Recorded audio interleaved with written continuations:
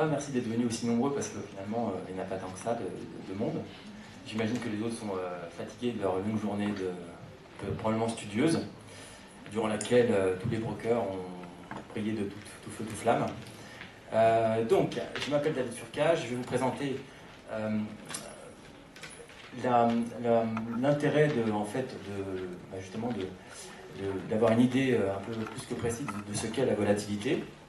Et en fait, cette année l'Association française des analystes techniques, dont je suis administrateur, a décidé de traiter de ce sujet en fait, qui nous traîne à la patte depuis 2007, donc autant le prendre de fond.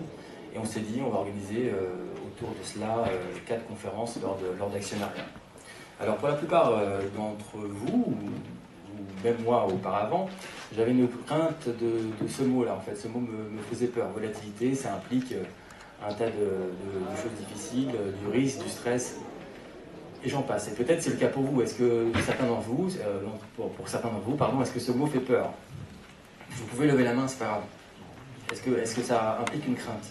Oui? D'accord.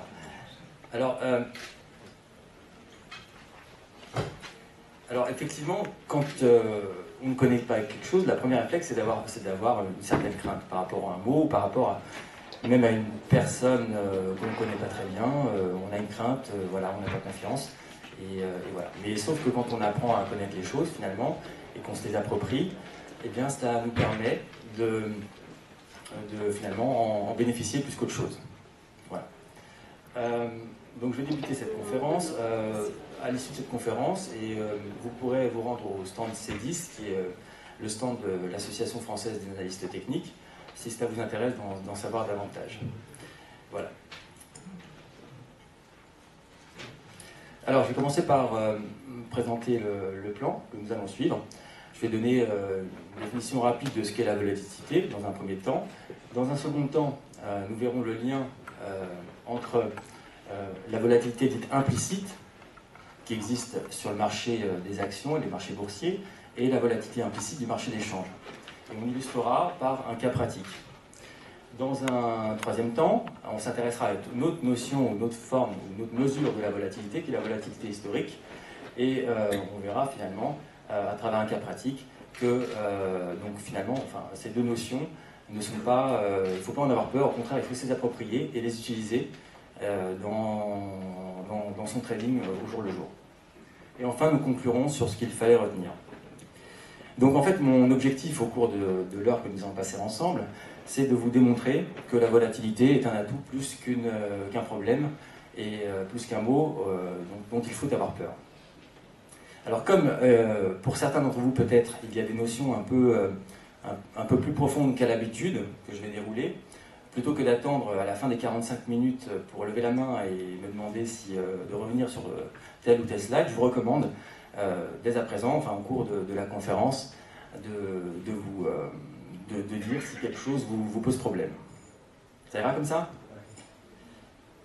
Oui, je vous prends tout doucement, on est vendredi soir, voilà. Donc détendez-vous, je vais juste parler d'un truc qui n'est pas tellement méchant, et finalement vous verrez à la fin de cette conférence que tout se sera bien passé. Voilà. Alors, tout d'abord, avant même de discuter des cas concrets, etc., faut-il encore définir ce qu'est la volatilité, comment on la mesure, etc., etc. J'ai décidé pertinemment de ne pas rentrer dans des formules qui vous perturberaient plus qu'autre chose. Ces formules, vous pouvez évidemment les retrouver dans Wikipédia ou dans tout livre de finance qui se respecte. Donc le sujet ici, c'est simplement vous ouvrir l'esprit sur une notion, sur cette notion en fait, sans rentrer dans des détails calculatoires qui vous perturberaient plus qu'autre chose. Alors, qu'est-ce que la volatilité? La volatilité est une mesure du risque, évidemment. Plus un actif est volatile, plus la détention de ce titre en portefeuille, que ce soit une paire de devises ou un actif boursier, eh bien, implique un risque dans votre portefeuille. Donc, lorsque vous composez un portefeuille d'actions, ou même vous mettez en portefeuille quelques paires de devises, si certaines d'entre elles, beaucoup d'entre elles, sont dites volatiles, eh bien ça a un impact sur l'ensemble de la volatilité du portefeuille elle-même. Et forcément. Alors, Et étant donné que c'est une mesure du risque, mon premier point, c'est aussi une mesure de l'incertitude. Évidemment, dans une période volatile, qu'est-ce que cela implique, qu'est-ce que ça sous-entend? Que les acteurs de marché, donc les gros investisseurs, ne sont pas en mesure d'avoir une idée précise du scénario qui va se dérouler au cours des 3 mois, 6 mois, ou même dans les prochaines semaines. D'accord? Donc tout flux de toute nouvelle, bonne ou mauvaise, a un impact très important en termes de mouvement erratique du marché. Enfin, il existe 2 mesures de la volatilité. L'une qui est dite implicite, qui se calcule à partir d'un échantillon d'options, je ne vais pas rentrer dans le détail, mais qui, elle, est tournée vers le futur. Et l'une autre type de volatilité qui est dite historique, qui mesure, en fait, c'est une mesure sous forme d'écart type à la moyenne. Alors, pour illustrer cela, bien que la conférence se propose de parler du marché des changes, je voulais illustrer dans un premier temps que la volatilité sur le marché boursier, qu'est-ce que ça implique. Donc j'ai ici sur ce graphique 1, j'ai superposé donc l'indice S&P 500, donc l'indice des principales valeurs américaines, et son indice de volatilité lui-même. Donc sur la partie haute ici, vous pouvez observer le S&P 500, donc, et sur la partie basse, sur la même période, vous pouvez observer la volatilité implicite du S&P 500. Jusqu'à présent, rien de très spécial, si ce n'est que vous pouvez observer que ces 2 graphiques possèdent une corrélation qui est évidemment complètement opposée, qui tend vers -1. Alors, il y a plusieurs séquences ici de volatilité, importantes, il y en a en réalité 3. Donc, il y a l'enfoncement ou l'intensification de la crise des subprimes qui produit, et puis par ailleurs la chute de Lehman Brothers, qui produit une chute vertigineuse du S&P 500, par ici exactement, c'est la chute de Lehman Brothers, oui.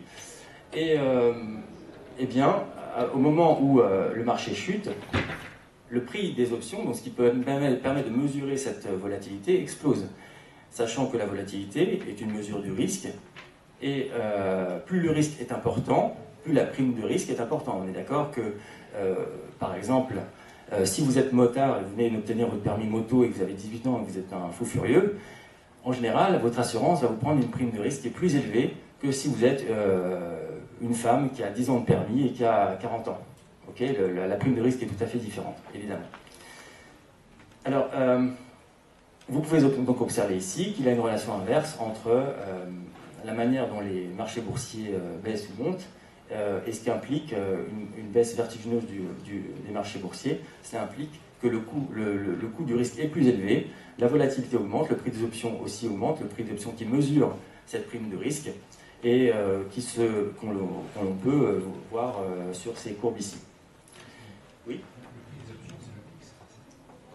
Alors le VIX est une mesure de la volatilité implicite et lui-même, en général, le VIX et toutes les mesures de volatilité implicite sont calculées à partir d'un panier d'options.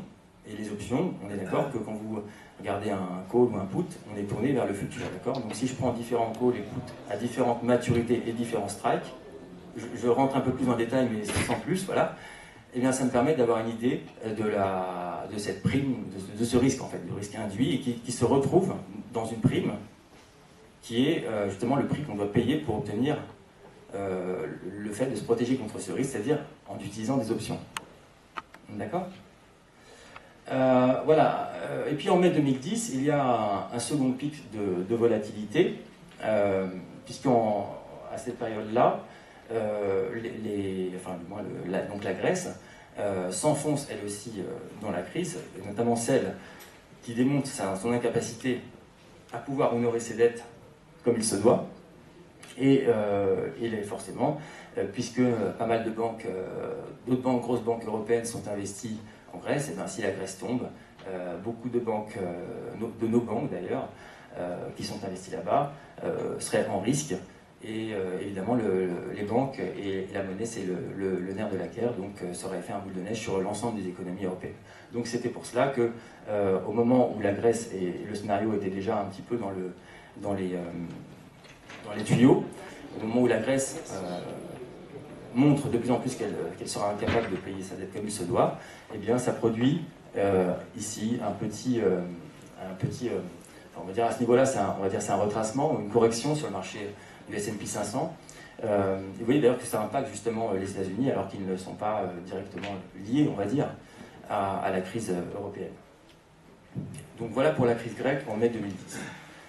Finalement, en août 2011, j'étais à Chamonix, parce que je vois que vous êtes trop sérieux, donc j'ai envie un petit peu de digresser et de rigoler avec vous, surtout qu'on n'est pas nombreux, donc on va dire qu'on est presque intime. Et j'étais à Chamonix et j'avais loué un chalet avec ma famille, et il y avait un autre chalet qui était loué à côté, et du jour au lendemain, les personnes qui étaient, donc en août, en plein mois d'août, hein, qui étaient à côté, sont partis, c'est tout juste s'ils n'avaient pas encore laissé les Kellogg's Cornflakes sur la table, et quelques linges en train de sécher sur leur terrasse.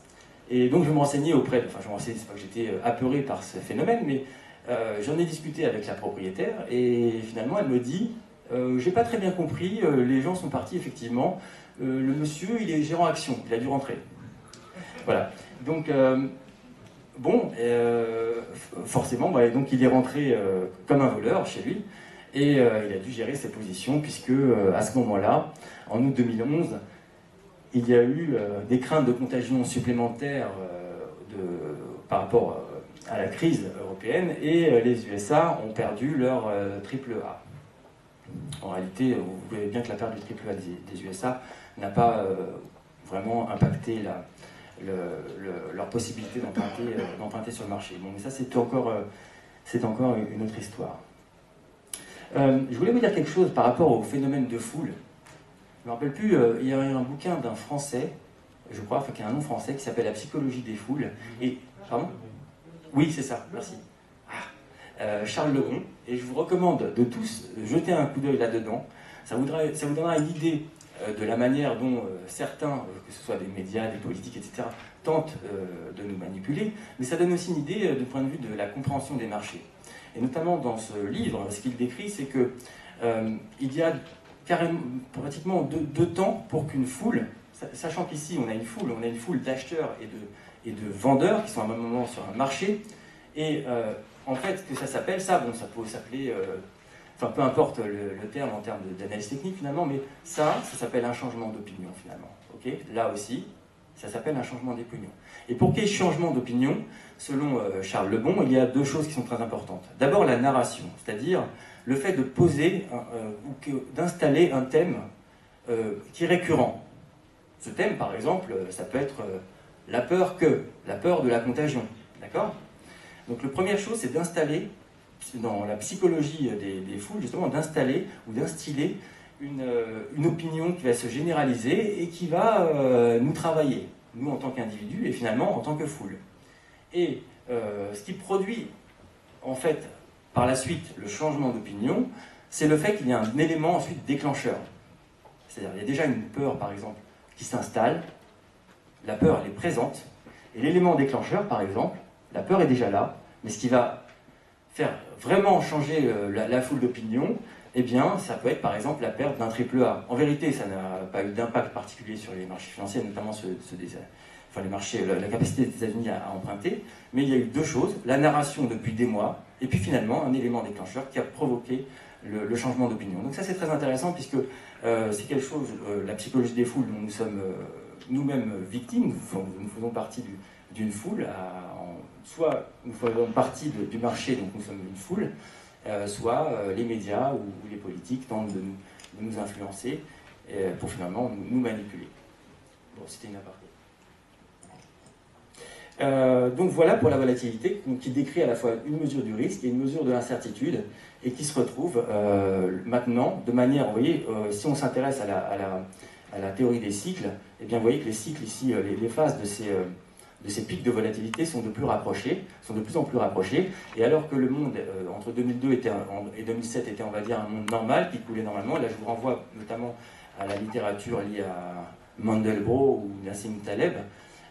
Et bien là, on est dans un monde qui est de plus en plus rapide et erratique, et il faut intégrer ça immédiatement dans ses plans de trading, ou dans son plan, ou dans la manière dont on va gérer son épargne. Est-ce que ça va pour ça ? Je crois que je vais devoir encore raconter de blagues parce que c'est trop sérieux. Donc Chamonix n'a pas suffi, je vais trouver autre chose. Il y a une question Ah, là-bas. ah oui. Vous avez mis le graphique de la volatilité implicite. Oui. Est-ce que vous pouvez mettre le graphique de la volatilité historique en Alors, dessous là, pour voir la différence? Alors, c'est une bonne remarque.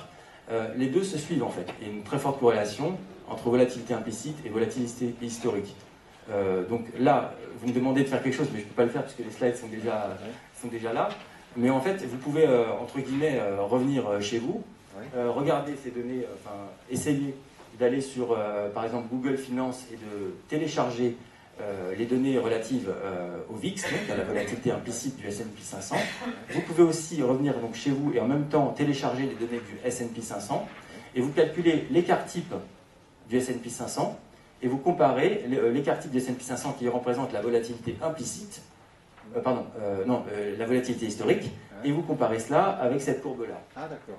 Voilà. Okay. Vous pouvez même les superposer ou faire l'un moins l'autre pour voir s'il y a une différence à certains moments, mais normalement, elles doivent se suivre, puisque lorsque le marché est en train d'anticiper des malheurs pour le monde, donc vous voyez qu'il évolue de manière assez profonde. Donc, bon, évidemment, c'est un aspect direct sur la volatilité implicite, puisqu'il y a une incertitude.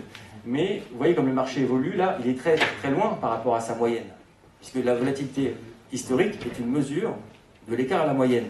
Bon, là, on est bien d'accord que le marché est probablement très loin de sa moyenne. Donc ce mouvement que vous voyez ici correspond à un mouvement de volatilité historique. Mais il y en a vraiment une qui est tournée vers le futur, et une autre, c'est compte tenu de data qui sont déjà passées. D'accord. Okay. En comparant les deux, ça pourrait donner des signaux de trading. Alors, je crois que ça intéresse certains dans des hedge funds, ce genre de choses. En fait, c'est quelque chose qui n'évolue pas au jour le jour. Il faut vraiment avoir une vision un peu profonde de la manière dont les choses peuvent bouger. Mais ça peut être arbitrable, si c'est ça votre question. Mais franchement, il y a plus facile sur les marchés à financer que d'arbitrer des volatilités historiques et implicites. D'accord. Mais merci. Pourquoi pas? Merci.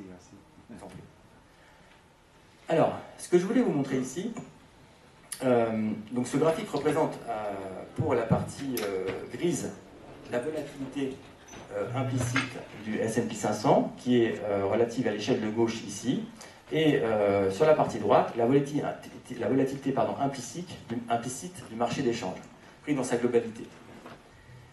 Alors ce que je voulais vous montrer ici, c'est que puisque maintenant on va s'intéresser à la volatilité et le marché d'échange, c'est notre sujet, ce que je voulais vous montrer ici, c'est que les marchés aujourd'hui ne sont pas compartimentés. Et si quelque chose survient sur le marché boursier, qui a un impact important sur la volatilité, en réalité, ce mouvement aura un impact aussi sur d'autres marchés en fait. Il y a des réallocations de portefeuille qui se jouent au niveau global. Et lorsqu'on vend en fait le marché d'actions, il est possible aussi qu'on vende de l'euro, parce que l'euro, si on vend le marché d'actions, c'est qu'on a une crainte justement sur ce qui se passe en Europe. On risque de vendre le marché européen et acheter par exemple une devise qui permet de se prémunir de toute cette incertitude. D'accord?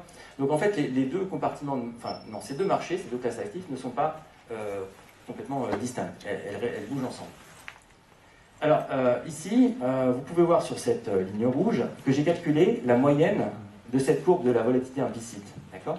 Et on se rend compte que sur la période donc, de 2009 à aujourd'hui, que cette moyenne vaut 21%. D'accord. Vous voyez que finalement, autour de 20%, 21% d'ailleurs, ça ressemble à quelque chose qui est, en analyse technique, si on peut s'exprimer ainsi, quelque chose qui ressemble vraiment à un niveau d'articulation. Autour de 21%, vous voyez que là, il y a quelque chose qui se passe, ça accélère au-dessus, ça touche, ça accélère au-dessus, là, carrément, le VIX s'enroule autour. Donc 21% de cette moyenne, finalement, ça a l'air d'être, que j'ai calculé, qui est purement statistique, a l'air d'avoir un impact sur, finalement, ce qui se passe dans l'esprit des investisseurs. Et donc ce que je voulais vous montrer par ailleurs ici, c'est que lorsque il y a une incertitude sur le marché des actions, que l'on observe ici justement, vous voyez, et bien finalement, cette incertitude joue aussi, vous voyez, ces pics que l'on retrouve ici, correspondent aussi à des pics de volatilité sur le marché d'échange. Alors, ce qui signifie, en fait, donc ce que je me répète une nouvelle fois, que lorsque les investisseurs se mettent à douter du futur de l'économie ou du futur des marchés boursiers, ils vendent des actions, d'accord? Mais aussi, ce qu'ils cherchent à faire, c'est de se prémunir contre du risque en allant vers ce qui s'appelle des safe haven assets, donc des actifs qui permettent de se prémunir contre le risque. Ça peut être à certains moments l'or, ça peut être le franc suisse, ça peut être le yen, ou ça peut être même parfois le marché immobilier que je ne maîtrise pas, donc je ne vais pas en parler. Et donc, là, vous pouvez, pour certains d'entre vous qui s'y connaissent en analyse technique, qu'est-ce que vous voyez ici? Voilà. Alors, effectivement, il y a une épaule, tête-épaule inversée. Pour ma part, on l'appelle comme ça, mais j'utilise de moins en moins ce vocable qui n'a rien de charmeur pour des gens qui sont de plus en plus pointus, en fait. C'est-à-dire, quand on parle à des investisseurs professionnels, leur dire que le marché va monter ou baisser parce qu'il y a une épaule tête-épaule, c'est incompréhensible pour un investisseur professionnel. Enfin, c'est pas que c'est incompréhensible, c'est qu'il va vous dire autant faire de la voyance, et puis, etc., etc. Donc pour éviter en fait de rentrer dans ce vocable, mais vous avez tout à fait trouvé la réponse, c'était bien cela, en fait je parle de retournement de marché, de changement d'opinion, de points d'accélération potentiels, des genres de choses. Donc j'enrobe, si vous voulez, le vocable, je m'extrais du vocable d'analyse technique, un vocable historique qui tenait compte en fait de ce qu'on pouvait observer auparavant, pour rentrer plus dans un vocable de la physique et que certains comprennent mieux, surtout en France, puisqu'en France, il y a une certaine noblesse des belles équations, des beaux modèles, même si derrière, les gens sont creux. Vous voyez. Mais bon.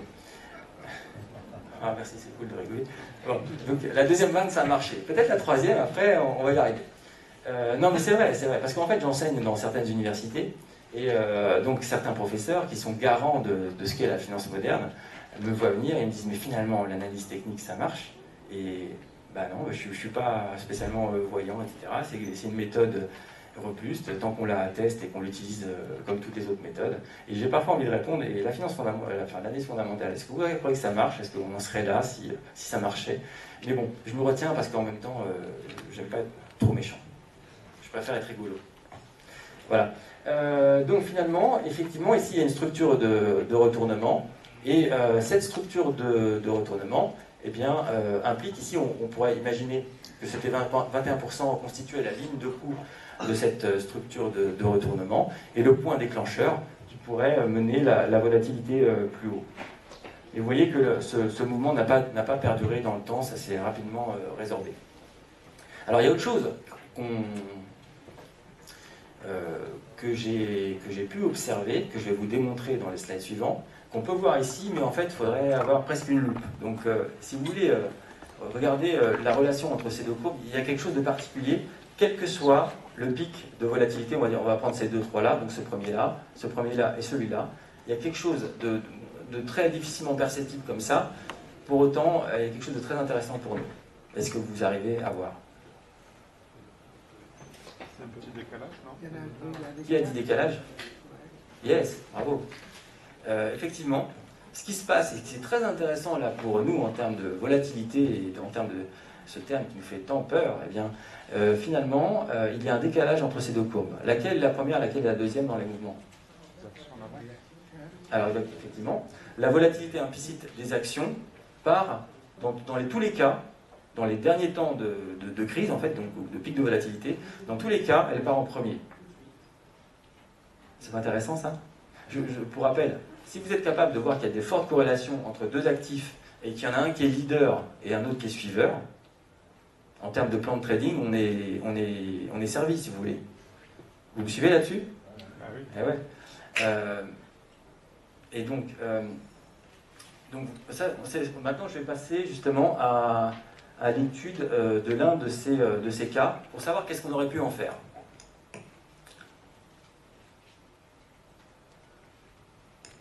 Alors, on va s'intéresser. J'ai terminé tard hier soir ces slides. Enfin, ce que je veux dire, c'était carrément ce matin. Tard ce matin. Donc, en fait, je ne les ai pas animés. Donc, je vous recommande de vous intéresser dans un premier temps sur cette partie-là. Et puis, dans un second temps, on verra ce qui se passe ici. D'accord? Sur ces slides, à nouveau, j'ai repris un pic de volatilité qui avait eu lieu l'été 2011, justement, lorsque Mon voisin à Chamonix s'était échappé honteusement.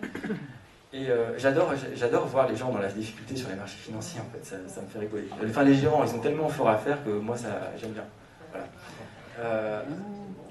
Et donc, ce qui se passe ici, vous voyez, je vous ai tracé exprès des traits et le temps qui s'écoule entre les deux. Ce que vous pouvez observer donc, ici, c'est que la courbe grise, qui est la volatilité implicite du marché américain, qui est en échelle de gauche, sur l'échelle de droite, vous pouvez voir la volatilité implicite du marché d'échange. D'accord ?